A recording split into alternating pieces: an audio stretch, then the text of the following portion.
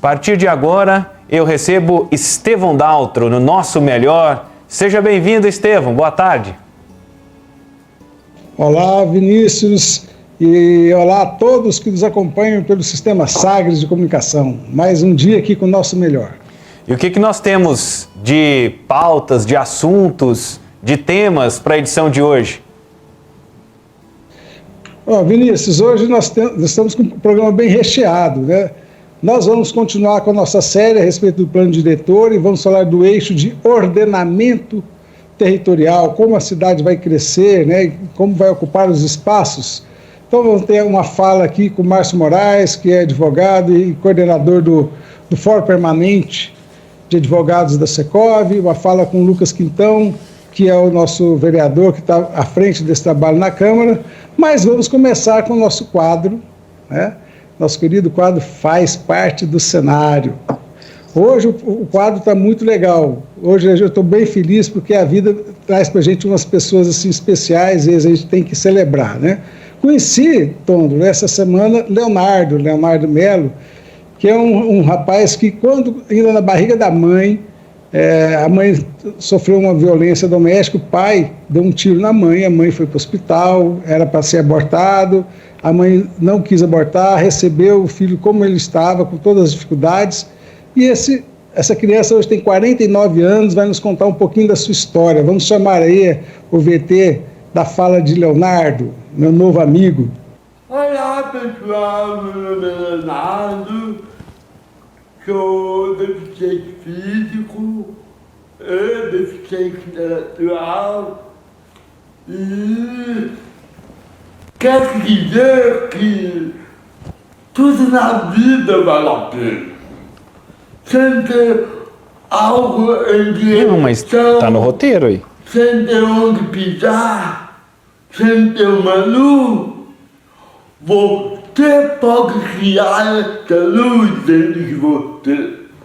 Você pode se motivar. Você pode se inspirar. Então, é válido e não é nenhum empecilho para ninguém. São apenas detalhes. São apenas programas a serem alterados na vida de uma pessoa. E graças a Deus eu tive uma educação exemplar. Graças à minha mãe, a minha querida mãe, saudosa mãe que foi, mas ainda está comigo aqui no meu coração, eu vou levar por toda a vida os seus ensinamentos. Então, a vida é isso. Eu tenho paralisia cerebral, tive muita dificuldade para começar a andar, tive muita dificuldade para me integrar quando criança. Eu não andava, não falava, eu vivia na cadeirinha babando, sempre doido. De repente, a coisa começou a desenvolver, porque eu pensei na minha mente que eu queria aquilo, que eu queria isso, que eu queria agir, que eu queria ir em frente. E aí eu comecei a buscar forças dentro de mim, trabalhar o meu exterior, para depois conseguir a coisa exterior. Então isso foi uma experiência de vida muito grande para mim, porque cada vez mais eu me sentia motivado, inspirado. Graças a Deus, com o decorrer dos anos da vida, quebra a cara, levanto, levo o ombro, levanto a cabeça, né? Para me centrar num pouco de dignidade da vida que é difícil para todo mundo. Então, isso só melhora a sua vida, só que dá uma visão para frente. Então, o que eu quero dizer é o seguinte, que hoje, com muito orgulho, eu consegui andar, eu consegui falar, eu consegui ir atrás das minhas coisas, estudei, formei, com muita dificuldade por causa da minha deficiência intelectual. E o que eu puder fazer para ajudar o mundo, para ajudar a sociedade, o local onde eu moro, eu vou fazer. É só me darem essa oportunidade de mostrar o que cada um pode fazer. Então, eu acredito no meu potencial. E você? Acredita no seu? Que pergunta, hein, Estevão? E aí, Tôndolo, você acredita no seu potencial, Tôndolo? Eu acredito. É isso aí, eu sei que você acredita e você faz por onde. Mas é muito interessante, né? As dificuldades fazem parte do cenário, né? E no caso dele, dificuldade mais física, mais material também, diversas, mas tudo bem. Ele deu um exemplo aí de superação. Então esse é o nosso quadro, faz parte do cenário, e dando continuidade na nossa conversa, e trazendo no tema do plano diretor de hoje, nós vamos falar sobre o ordenamento territorial, que é um dos eixos do plano diretor. E esse ordenamento, ele fala sobre como a cidade vai desenvolver, vai crescer, vai ocupar os espaços, respeitando a necessidade de desenvolvimento, mas também respeitando o aspecto sustentável, respeitando as moradias, a história. Então nós vamos chamar aqui para a nossa conversa de hoje o advogado Márcio Moraes, que ele é também coordenador do Fórum Permanente da Secov, e ele representa outras organizações. Olá, Márcio. Seja bem-vindo. Boa tarde, Estevão. Boa tarde a todos que nos acompanham pela rede Sagres de comunicação. A par desse cumprimento, eu gostaria de imediato de me fazer uma apresentação, uma descrição pessoal. Sou moreno, tenho cabelos pretos, não uso barba nem óculos, estou de camisa clara e de um blazer escuro. Eu faço essa descrição em respeito e homenagem a todas as pessoas com deficiência que porventura estejam nos acompanhando, para que ela possa fazer nesse quadro dividido aqui uma distinção, né, de quem está falando, né? Então, com base nisso, eu já cumprimento essas pessoas, a todos nós, e desejando um bom trabalho com você, Estevão. Legal. Você viu aí, você sabia que esse rapaz, que o Leonardo, se formou, ele é bacharel em Direito? Eu não sabia, né? É muito bom ter mais colegas, cada vez mais pessoas antenadas em seus direitos, porque quanto mais as pessoas souberem do seu direito, menos briga, né? Mais a pessoa vai ter o potencial de respeitar o direito alheio, né? Inclusive, ele está com uma dificuldade muito grande. Depois eu quero alguém que estiver nos ouvindo, nos assistindo, ele ainda não conseguiu a prova da ordem, porque ele só tem mais 1 hora para fazer a prova, quem tem a deficiência que ele tem. E ele falou que ele não consegue, 1 hora é pouco, ele não acha justo. E ele quer ter, ele falou assim, eu vou ser advogado. Então a gente precisa achar um jeito desse rapaz poder fazer a prova da ordem com o tempo que ele possa realmente escrever, né, e responder as perguntas. Mas isso é uma conversa para depois. Então fala para nós assim, Márcio, como é que você se inseriu nesse debate de plano diretor, de ordenamento territorial? Como é que você chegou nesse momento aí? Fala um pouquinho da sua história para nós também. Pois não. A partir da minha formatura eu tive uma verdadeira herança, né, urbanística, porque minha mãe ela foi procuradora do município por muitos anos, já aposentou. Então ela sempre esteve à frente das discussões que envolvem o plano diretor, né? E com base nisso eu comecei a acompanhar e comecei a discutir prioritariamente pela Ordem dos Advogados do Brasil, através da Comissão de Direito Imobiliário e Urbanístico. Então todas as leis que envolvem o ordenamento territorial são discutidas pela Ordem, né? E a Ordem ela chamou esse papel de ser um ente de discussão, uma plataforma de discussão. Então todas as leis que envolvem o planejamento urbano, nas mais diversas vertentes, na vertente tributária, ambiental e a própria urbanística, Então, nós estamos sempre acompanhando, né? Seja pela ordem, seja pelas entidades, né? Como a exemplo do Secov, a exemplo do CODESE, que são entidades que também têm preocupação com a construção da cidade. E uma cidade bem construída, ela é uma cidade boa para todos que ali residem, né? Importante é participar dessa discussão, né, dessa construção, né? Isso é um convite que a gente está fazendo, porque a maioria das pessoas não se interessam ainda, né? Então é importante que a gente tire um tempo para poder ouvir, participar, palpitar, né? E existe um mito muito grande, Estevão, de que uma lei dessa porte, ela seria quase que inalcançável, e você teria que esperar a ação de alguém que através de outra pessoa pudesse vir a movimentar, né, a discussão do plano diretor, quando é verdade não. O plano diretor ele foi feito para alcançar todo e qualquer cidadão, em qualquer lugar que ele esteja. Por isso que é necessário as discussões setoriais, as virtuais, para poder justamente dar o alcance e oportunidade de fala para todo mundo, porque é a pessoa, na sua localidade, que ela consegue identificar melhor os problemas. E para isso ela passa depois para frente, para os seus representantes, para as entidades de classe, entidades de bairro, nos vereadores, no poder público, e depois altera a lei. É isso aí, uma construção coletiva, é uma vitória da democracia, né? Agora a gente precisa fazer parte dessa história, isso dá trabalho, tem que se dedicar, arrumar tempo, né, dessa correria, a gente participar.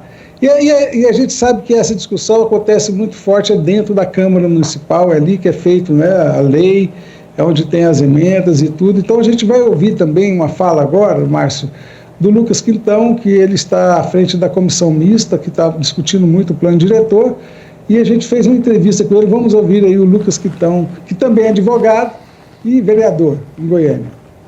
Eu acho que o plano diretor não é composto só do ordenamento territorial, né? Pelo contrário, nós temos 5 outros eixos temáticos muito importantes para o projeto, que são eles: o desenvolvimento econômico, o desenvolvimento social, mobilidade urbana, meio ambiente e gestão pública. Então, são vários outros eixos que compõem o projeto, que define as diretrizes de crescimento da nossa cidade.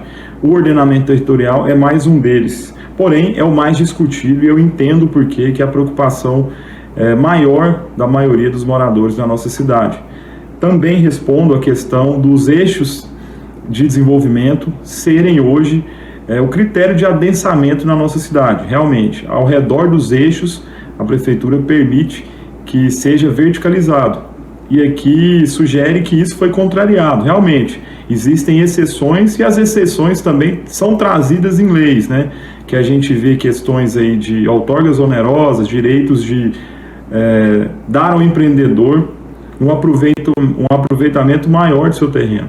Então, é o que a gente precisa agora melhor esclarecer nesse projeto de lei, para que o critério seja de fato cumprido e a gente ordene melhor a nossa cidade. Uma preocupação pessoal que eu tenho é para que a gente não concentre grandes construções em pequenas regiões. São popularmente chamados de paliteiros, né? Eu, pessoalmente, acho que é mais inteligente a gente equalizar essas construções ao longo do perímetro urbano. E aí a gente vai democratizar mais o acesso aos apartamentos, por exemplo. Faremos construções populares e daremos assim a condição do cidadão mais humilde morar perto do seu trabalho, perto dos seus familiares e ter uma qualidade de vida mais alta.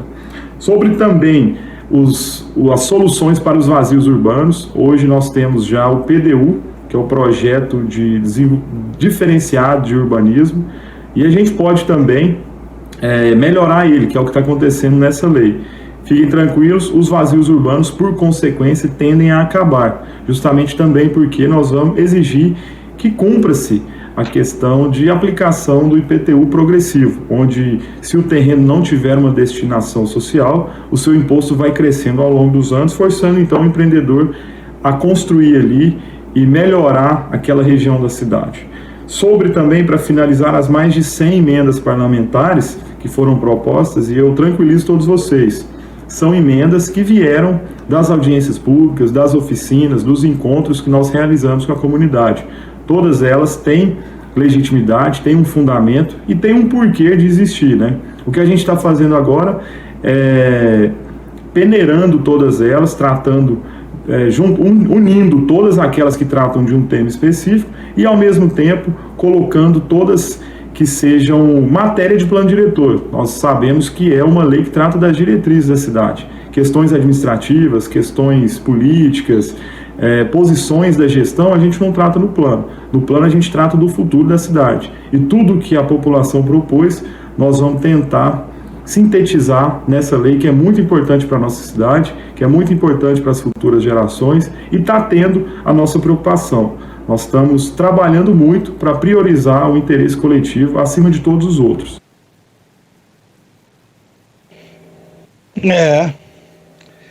Você vê que tem muito assunto aí para a gente falar só nesse eixo, né? Agora, assim, dentro nós sabemos que são 6 eixos. Esse eixo de ordenamento territorial é o mais discutido, segundo o vereador, né? Qual a importância dele para o plano diretor no aspecto geral? Qual que é a importância desse eixo? Esse eixo é o que controla o crescimento efetivo da cidade, aquilo que a população consegue ver. Onde você vê que é urbano, onde você vê que é rural, onde você tem prédio, onde você não tem, onde você tem indústria, onde você não tem, onde você tem comércio, não tem. Isso tudo é tratado pelo eixo do ordenamento territorial. Ver até mesmo pelo nome. É o que traz ordem ao território, né? Então, pelo fato disso, de você conseguir ver aonde que vai ter, onde pode ter shopping, aonde pode ter uma estação de tratamento de esgoto, onde você pode ter uma ampliação do território, onde você pode ter a construção de prédio, é que atrai tanto a atenção de todos, porque é justamente aquilo que você mais vê, né? Então, como você vê, essa situação é o que tem tanta luz, né, assim, o tema, né? É o mais palpável mesmo, mais perceptível, né? Interessante a sua forma de colocar, eu achei diferente de outras que eu já vi, gostei. É palpável, né? É percebível pelos nossos sentidos, né?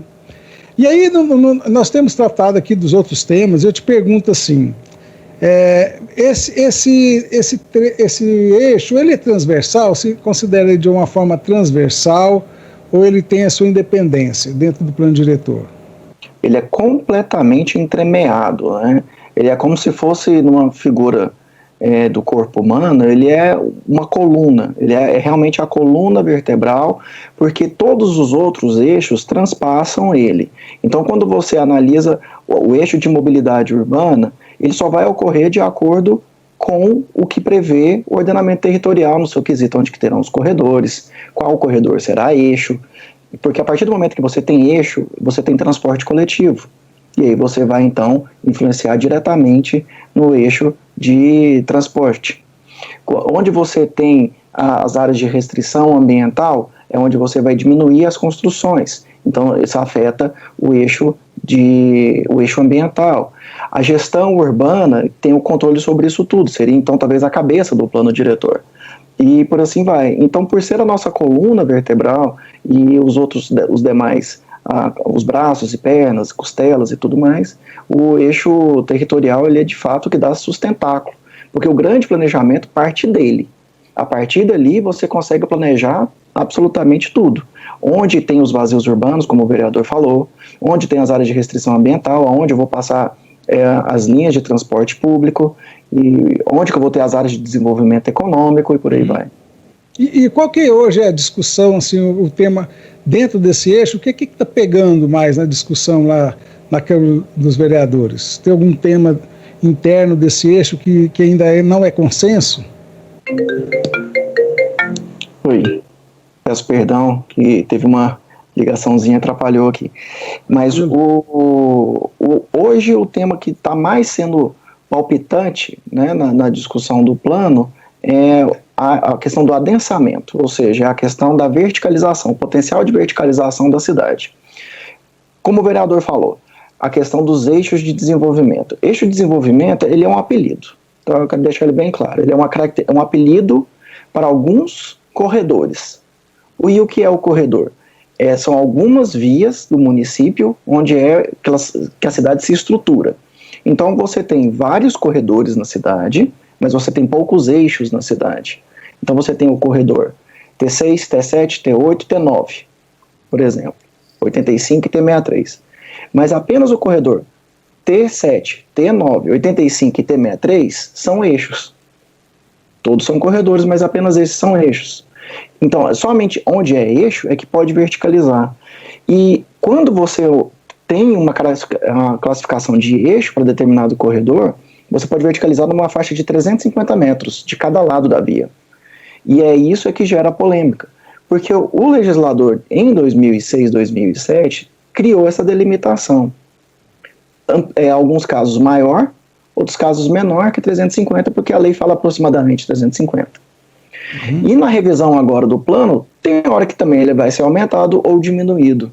Então, existem setores na cidade, que são os que estão mais discutindo, que é o setor marista, Jaó, Centro e Sul, que são ora contra, ora a favor do adensamento em seus bairros.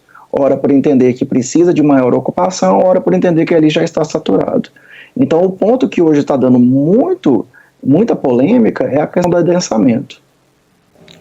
Mas por que o Jaó entra nessa discussão? Porque o Jaó é um lugar que termina lá, né? Não é um caminho que passa um eixo de ônibus, inclusive eixo de ônibus lá é uma dificuldade, às vezes passa de hora em hora. Por que o Jaó entra dentro dessa discussão? O Jaó ele tem uma história muito antiga na cidade, né? Existe desde muitos anos uma tentativa do setor Jaó se fechar, como se fosse um condomínio fechado, a exemplo dos que nós temos aqui na capital. E lá, uma das propostas que o próprio vereador comentou, que seria uma ampliação, né, dessa área potencial de adensamento para não ficar restrita ao eixo, poderia se criar então pequenos prédios no Jaó. A parte baixa do Jaó, ali mais próximo do clube, ele não pode tecnicamente ter prédio, porque ali é uma área um pouco mais brejosa. Mas na parte mais próxima ali da saída para o aeroporto, né, aquela ali poderia. Mas existe um entendimento contrário a isso por não se querer povoar o setor Jaó. Até teve umas comunicações públicas dos seus representantes falando que não se queria admitir construções baixas, a exemplo de kitnets. Lá que deveria ficar saindo, então, um setor eminentemente residencial. Então essa é a polêmica que envolve lá o Jaó. Entendi. E o que nós podemos esperar assim, para o futuro de Goiânia com esse novo plano diretor? Márcio, realmente, porque a gente sabe que tem uma crítica até o plano diretor anterior, que tinha muitas coisas boas e que não se colocaram em prática. Como é que está essa relação do que está sendo pensado? Realmente está sendo colocado no papel e realmente a gente tem esperança que isso vá para a prática? Olha, Estevão, nenhuma lei será perfeita, né? Porque ela é feita por homens e mulheres e são todos falíveis, né? São todos falhos num determinado momento. A equipe do plano diretor, ela fez um trabalho muito bom de diagnóstico da cidade. Ela conseguia ver o problema, até mesmo porque ela foi capitaneada pelos seus próprios técnicos. Então, ela consegue ver os problemas dela do dia a dia. E ali também reside uma crítica que se faz, que porque eles estão tão envolvidos no problema, sem uma observação externa, existe uma dificuldade um pouco maior de achar soluções para aqueles problemas, né? Então, existe também crítica de que o que está lá no plano não terá um efeito prático, justamente por essa falta desse olhar terceiro. O vazios urbanos, como o vereador comentou ali, ele é uma pauta polêmica e sempre será polêmica. O que é um vazio urbano? É uma área no interior da cidade dotada de toda a infraestrutura ao seu redor, só que nela não existe um uso próprio. Ela não é uma residência, ela não é um comércio, ela não é lazer, ela não é nada. É como se fosse um lote vago, vamos colocar assim, uma área vaga. E no do direito urbanístico, ela é considerada como se fosse uma unidade cancerígena da cidade, porque ela é uma unidade que tem custo e ela não contribui. Então, como que você faz a ocupação dela? Estimulando ou exigindo a sua ocupação. A estimulação se dá através de um instrumento chamado PDU, Projeto Diferenciado de Urbanização, que você dá para lá um adensamento maior. Só que do jeito que ele está escrito hoje, ele é inviável, porque ele depende de tantos fatores, e esses fatores estão alheios à possibilidade do dono da terra, que ele simplesmente não consegue fazer, e a intenção a opção acaba sendo deixar do jeito que está. Então nós vamos pela obrigação, que seria também, como o vereador falou, através do IPTU progressivo, que é um instrumento que existe na lei federal, no Estatuto da Cidade, de fazer uma cobrança duplicada do imposto por um período de 5 anos até chegar numa desapropriação daquele imóvel. E aí, sendo do município, o município teria que dar o uso àquela área. E, dando uso, ela passa a ser um benefício, né? Já que ela contribui para o custo da cidade. Mas tem que ter condições também para o dono do terreno querer fazer alguma coisa que não seja tão burocrático, né? Essa dança aí tem que ser azeitado. Isso está sendo contemplado. Está se buscando também melhorar, ou o plano diretor não entra nesse certame de melhorar a burocracia para poder se criar um novo empreendimento? O plano diretor, ele entra sim nessa burocracia, ele tem que entrar, porque isso faz parte da gestão urbana, né? Só para você ter uma ideia, Estevão, alguns anos atrás, a Câmara Brasileira de Indústria da Construção fez um estudo que nas habitações, repare, nas habitações de interesse social, Minha Casa Minha Vida, o custo da burocracia representava pelo menos 25% do custo da unidade. Então você veja, num imóvel do custo de 100 mil, 25 mil reais é o custo da burocracia. Então você tem que perceber que a cidade ela tem que ser planejada de tal forma que não só se estimule a ocupação, mas se permita ao proprietário da terra dar a ocupação de forma célere, de forma segura, de forma prática. Isso é bom inclusive para o município, porque uma vez que você tem um lote vago e você constrói algo nele, você pode gerar emprego e renda. E isso tem que ser uma visão do município. Então o estímulo a tecnologia, as formas mais simplificadas, né, de terceirização de responsabilidade, como por exemplo o imposto de renda. Você declara seu imposto de renda, se houver alguma incongruência, ele cai na malha fina e você vai ter que responder por aquilo lá. Isso já é uma realidade em inúmeras cidades, onde você quer aprovar algum empreendimento, você declara que o seu empreendimento está de acordo, obedecido ali a alguns critérios, e se manda fiscalizar. Não, se estiver em desacordo, penalidade para o empreendedor. Márcio, muito grato pela sua participação, foi bem esclarecedora e espero poder contar com o senhor em outros momentos, a gente poder aprender, né, e participar de alguma forma mais ativa com as coisas de interesse da cidade. Muito grato. Estevão, eu fico à disposição, agradeço a você e a todos da Rede Sagres de Comunicação, e a todos que nos acompanharam aqui, e fico à disposição. Precisando, estamos por aqui, viu? Aqui a gente tem foco na boa notícia, na solução. Pode nos procurar, tá? Tá ótimo, então. Muito obrigado. Então, nós estamos hoje concluindo o nosso programa nesse momento, que foi bem dinâmico, né? Bem gostoso mesmo.